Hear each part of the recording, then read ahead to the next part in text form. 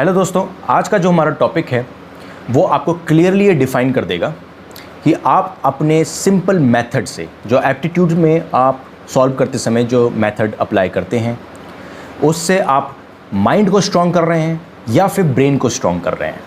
अब यहाँ पर ब्रेन और माइंड में डिफरेंस क्या है दोस्तों? जो भी आप कॉन्सेप्ट, जो भी फॉर्मूलेज आप जानते हैं, जो भी मेथड्स आप जानते हैं वो ब्रेन में स्टोर होते हैं और ब्रेन सिर्फ एक स्टोरेज की जगह है। उसको वर्क कराने के लिए आपको माइंड की रिक्वायरमेंट होती है। अगर आपका माइंड स्ट्रांग है तो उन फॉर्मूलेज़ को बहुत क्विकली रिस्पॉन्स करेगा, उस फॉर्मूलेज़ में क्विकली आंसर्स पे जाएगा। आपका स्ट्रांग माइंड बहुत इंपॉर्टेंट है आपके एग्ज़ाम ड्यूरेशन में, और आपका जो माइंड डेवलप होना है वो सिंपल एक मेथड के चेंज से हो सकता है। अगर आप इस मेथड को अपना लें, अगर आप इस हैबिट को अपना लें, तो आपको सिर्फ छोटे से चेंज में आपको बहुत इम्प्रूवमेंट्स दिखेंगे, बहुत रिजल्ट्स दिखेंगे। मैं आपके सामने बहुत छोटा सा एक क्वेश्चन रखूँगा और इस क्वेश्चन को जब आपकी स्क्रीन में आए तो आपको वीडियो पॉज करनी है और इसको कैलकुलेशन करना है, उसको सॉल्व करना है। आपको दिमाग लगाना है बैठे बैठे कि आप इसको कैसे सॉल्व करेंगे। तो आपके मेथड जो आप यूज़ करेंगे, मैं उसी पे आपको ये बताऊंगा कि आपको कौन सा मेथड, क्या चेंजेस करने हैं। आप अपने सिंपल मेथड को चेंज करके आप माइंड को स्ट्रॉन्ग बना सकते हैं और कॉन्सेप्ट जो आपके ब्रेन में है वो ईज़िली वर्क करेंगे आपके लिए, और एग्ज़ाम प्रेशर में आप इसको बहुत अच्छे से यूज़ कर पाएंगे। एग्ज़ाम प्रेशर को आप हैंडल कर पाएंगे क्योंकि आपका माइंड आपके साथ है। और जब लास्ट के जब 20 मिनट्स होंगे, जब लोगों के जब और कैंडिडेट्स के माइंड काम करना बंद कर देंगे, आपका माइंड फुल पोटेंशियल पे काम करेगा। यहाँ पर है question, how many pieces of 85 centimetre length can be cut from a rod of 42.5 metre long? ये सिंपल क्वेश्चन है सर, बिल्कुल सिंपल क्वेश्चन। और इसको आप अगर इस तरह से सॉल्व कर रहे हैं कि आपने पहले देखा कि एक फिगर 85 की जो है सेंटीमीटर में है और 42.5 जो है मीटर में है, तो पहले इसको कन्वर्ट कर लेते हैं। तो आपको एक लिस्ट तो हमेशा याद होनी चाहिए कि मिलीमीटर, सेंटीमीटर, डेसीमीटर, मीटर। तो सेंटीमीटर से मीटर में जो डिफरेंस आता है वो दो जंप होते हैं, तो आपको 2 0 लगाने हैं। तो आपने 42.5 के 2 डेसिमल प्लेस हटाए तो आपके सामने 4250 फिगर आ जाती है। अब आपको ये समझ में आ रहा है। दूसरा स्टेप अगर आपने ये लिया कि आपने 4250 को डिवाइड करने में पेन उठा लिया, ये हैबिट आपने गलत कर दी। इस हैबिट, अगर आप पेन उठा के डिवाइड करने में लग गए हैं तो आपने ये डिसाइड कर दिया यहीं पर ही कि आप अपने ब्रेन में जो स्टोर्ड इन्फॉर्मेशन है, जो डिवीज़न आपको बचपन से सिखाया गया है डिवीज़न, आपने उसी पे वर्क किया, कुछ नया नहीं किया, अपने माइंड को पावरफुल नहीं बनाया। और जो एप्टीट्यूड में, जो किसी भी एग्ज़ाम में जिसमें एप्टीट्यूड आता है, बहुत इंपॉर्टेंट है। तो यहाँ पर आपको पेन नहीं उठाना है, आपको कोशिश करनी है अपने माइंड को चैलेंज करना है, अपने आप को चैलेंज करना है कि आप 85 को ऐड करते करते करते करते 425 तक पहुँचेंगे। अगर आप इस छोटे से क्वेश्चन में जरा सी अपने मेथड को चेंज करके, जरा सी हैबिट को चेंज करके अगर अपने आप को चैलेंज कर सकते हैं तो आप माइंड को पावरफुल बनाएंगे आपके लिए। तो यहाँ पर माइंड को पावरफुल करने के लिए आपको क्या करना है, 85 को जंप कराना है। तो आपको एक हैबिट होनी चाहिए, 85 + 85, तो 80 + 80 दिख गया मुझे, तो 160, और 5 + 5 10, तो 170 फिगर मेरे सामने आ गई। आप और दिमाग में फिगर्स को होल्ड करना सीखिए। आपका माइंड होल्ड करेगा, डिजिट्स होल्ड करेगा। 170 अगर मैं उसको बोलूँगा याद रख, तो वो याद रखेगा। फिर 170 में 85 ऐड करना है, तो 175 और प्लस 80, तो दैट विल बी 255।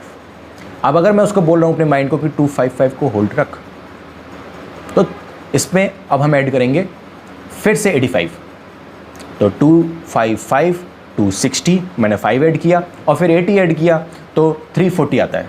तो 340 में फिर से 85 ऐड करूँगा तो 345 एंड प्लस 80, दैट इज़ 425। मतलब मैं 5 स्टेप में पहुँच गया हूँ, आंसर 50 है।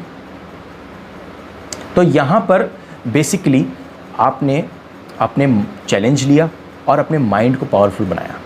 अब यही जो आप एग्ज़ाम हॉल में करेंगे तो आप अपने माइंड को स्टार्टिंग से ही पावरफुल बनाते जाएंगे और लास्ट के जब 20 और 10 मिनट्स होंगे, जब लोग बाग डर में जिएंगे 10 मिनट, तब आप अच्छे से सॉल्व कर रहे होंगे, आपका माइंड फुल पोटेंशियल पे वर्क कर रहा होगा। यही चाहिए एप्टीट्यूड में, लास्ट में एग्जाम में हिट करना। दूसरा जो यहाँ पर इंपॉर्टेंट चीज़ है कि अगर आपको डेसिमल का फियर है, अगर आप ये सोच रहे हैं कि 85 को सेंटीमीटर में ही रहने दो, मीटर में कन्वर्ट मत करो, क्योंकि अगर 85 सेंटीमीटर को आप मीटर में कन्वर्ट करते तो 0.85 मीटर आता। लेकिन आपने डेसिमल से अपना पीछा नहीं छुड़ाया है, आप उसी फियर में जी रहे हो। तो आप ये अपने माइंड को यहाँ पर, जब डेसिमल की फिगर्स आपको एग्जाम में आएंगी तो आप वहाँ पर कॉन्फिडेंस लूज़ कर जाओगे, आप प्रेशर में आ जाओगे। तो डेसिमल को हैंडल करना सीखिए। अगर डेसिमल में हैंडल करना सीखें तो 0.85 प्लस 0.85 दैट इज़ 1.70, सिंपल। और जो वहाँ की फिगर है 42.5 है, वहीं से हम बढ़ते जाएंगे और 42 तक पहुँचेंगे। दूसरा यहाँ पर जो है, आपको यहाँ पर एक चीज़ और भी ध्यान रखनी है, एक चीज़ और यहाँ पर कैच है इस क्वेश्चन में, ऑप्शन।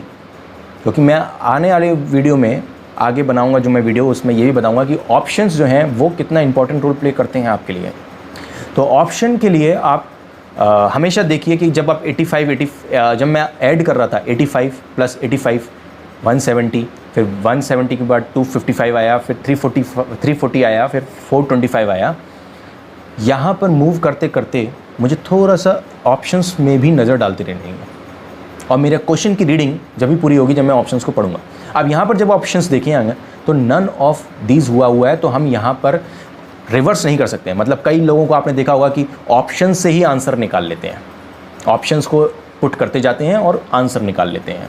तो जहाँ पर सही ऑप्शन पुट हो जाता है वहाँ पर वो कर लेते हैं। मैं आपको वो मेथड भी सिखाऊंगा, लेकिन नन ऑफ दीज के वजह से यहाँ पर हम श्योर नहीं बोल सकते कि हम आंसर निकालेंगे। ऑप्शन में आंसर है, क्योंकि 50 यहाँ पर कहीं भी नहीं है, तो हम ऑप्शन से आंसर नहीं निकाल सकते। हमें अपने आप को चैलेंज करना पड़ेगा, 85 को ऐड करके 425 तक लेके जाना पड़ेगा।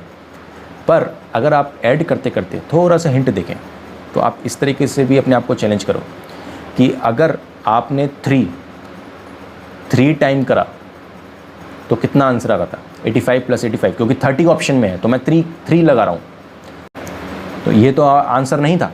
अब आपको मालूम है कि ऑप्शन जो होगा वो 30 से ऊपर है, और 60 को आप देखें जाता है, तो ये 425 से आगे निकल गया। तो यहाँ पर आप ऑप्शंस पे भी नज़र रखिए। जब आप सब चीज़ों को कंट्रोल करके आगे बढ़ेंगे तो आप जल्दी आंसर पे पहुँचेंगे। और माइंड इस तरीके से फास्ट वर्क करता है, सभी का करता है जो एग्ज़ाम क्लियर करते हैं। आज की वीडियो में मैं आपको ये भी बताने वाला था कि सिंप्लीफिकेशन और नंबर प्रॉब्लम्स, ये सब ऐसे चैप्टर्स हैं जो आपके बाकी चैप्टर्स के लिए आपकी कैलकुलेशन बहुत स्ट्रॉन्ग कर देते हैं। इवन परसेंटेज भी, परसेंटेज मैक्सिमम चैप्टर्स का बेस है।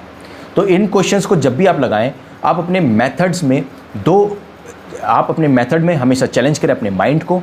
ब्रेन में स्टोर्ड चीज़ों को यूज़ मत करिए, डिवीज़न पे मत जाइए, आप एडिशन को स्ट्रॉन्ग करिए। और अगर दूसरा ये मैं आपको पॉइंट बताऊंगा कि अगर आप यहाँ पे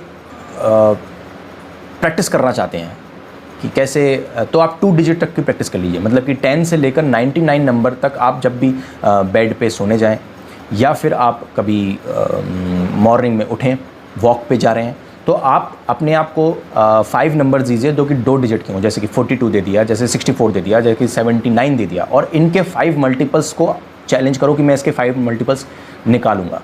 बस इतना ही आपको माइंड को वर्क कराना है और सफिशिएंट है, आपके माइंड वर्क करने लग जाएगा। इसके लिए बिल्कुल एक्विटेंट हो जाएगा, माइंड रिस्पॉन्स करने लग जाएगा। Stronger mind will make your efforts in exam, reduce your efforts in exam. So आप इसको प्रैक्टिस कर सकते हैं और कैलकुलेशन की ज़्यादा से ज़्यादा प्रैक्टिस कीजिए, क्योंकि कैलकुलेशन ही आपकी की है सक्सेस के लिए एप्टीट्यूड एग्ज़ाम में। तो नेक्स्ट वीडियो में मैं आपको फिर एक नई ट्रिक दूंगा। तब तक के लिए थैंक यू।